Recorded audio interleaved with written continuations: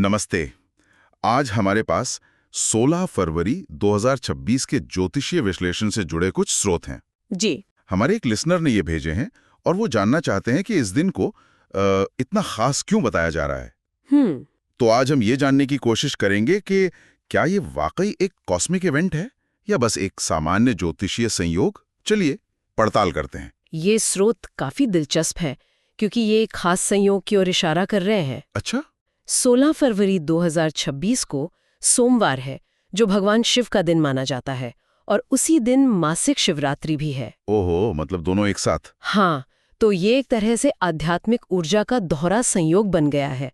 और तो और चंद्रमा कुंभ राशि में है, जो इस ऊर्जा को और भी अलग तरीके से प्रभावित करता है। इन स्रोतों में एक और भारी भरकम शब्द का जिक्र है, वरियान योग। हाँ, वरियान योग। ये सुनने में तो काफी प्रभावशाली लगता है। आसान शब्दों में इसका मतलब क्या होता है और ये हमारे दिन को कैसे प्रभावित करता है? बिल्कुल। देखिए, वरियान का मतलब ही है श्रेष्ठ या उत्तम। अच्छा। ज्योतिष में जब ये योग बनता है तो माना जाता है कि किसी भी काम को शुरू करने पर उसमें सफलता की संभावना बढ़ जाती है। ओके। तो जब आप इन तीनों चीजों को एक साथ देखते हैं, सोमवार, शिवरात्रि और वरियान योग, तो स्रोतों के मुताबिक ये एक ऐसा दिन बन जाता है जहां कर्म और आध्यात्म का एक शक्तिशाली संगम हो रहा है। अच्छा, तो इसीलिए कुछ राशियों के लिए इसे जैकपॉट जैसा बताया गया है। बिल्कुल। जैसे स्रोतों में मेष राशि वालों के लिए कमाई के नए दरवाजे खुलने और सिंह राशि वालों को पार्टनरशिप में जबरदस्त सफलता मिलने की बात कही गई है। जी। धनु राशि वालों का भी साहस बढ़ने का जिक्र है। क्या इनमें कोई पैटर्न है? हाँ, यहाँ एक दिलचस्प पैटर्न दिखाई देता है। ये ऊर्जा उन राशियों को सबसे ज्यादा फायदा देती दिख रही है जो कर्म प्रधान और अग्नि तत्व की हैं, जैसे मेष, सिंह और धनु। अच्छा। ज्योतिषी नजरिए से देखें तो मेष राशि के लिए चंद्रमा 11वें भाव में है, जिसे लाभ का घर कहते हैं। सही है। वहीं सिंह के लिए ये साझेदारी और सामाजिक जीवन को ऊर्जा दे रहा है। तो इन स्रोतों का निचोड़ ये है कि इस दिन की ऊर्जा का मूल मंत्र है एक्शन लेना, पहल करना। ठीक है, तो मेष और सिंह वालों के लिए तो पार्टी का समय है, पर क्या ये ब्रह्मांडीय ऊर्जा हर किसी के लिए इतनी ही सकारात्मक है या कुछ राशियों के लिए खतरे की घंटी भी है? बिल्कुल नहीं, सबके लिए दिन एक जैसा नहीं है। यही तो ज्योतिष का दूसरा पहलू है।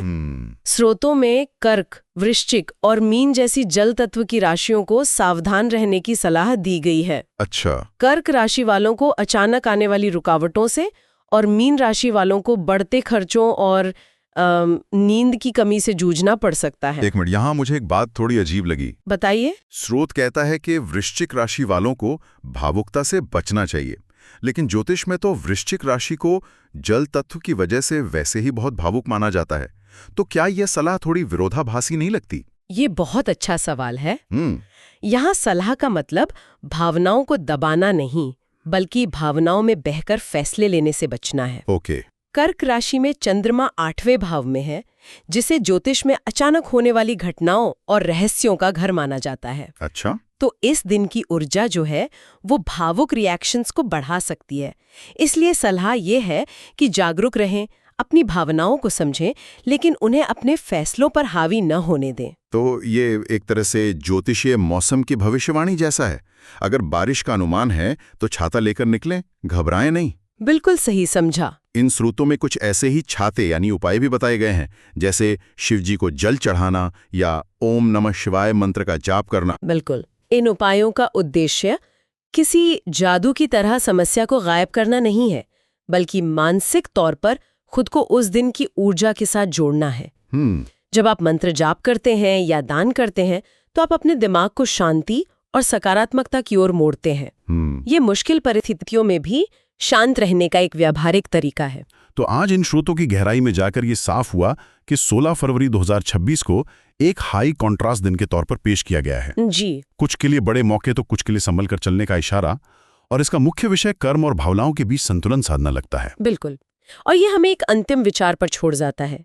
क्या हम ज्योतिषीय मार्गदर्शन को केवल भविष्य की भविष्यवाणी के रूप में देखें, या इसे एक ऐसे आईने की तरह इस्तेमाल करें जो हमें हमारी अपनी प्रवृत्तियों को समझने और आने वाले किसी भी मौसम के लिए बेहतर ढंग से तैयार होने में मदद करता हो?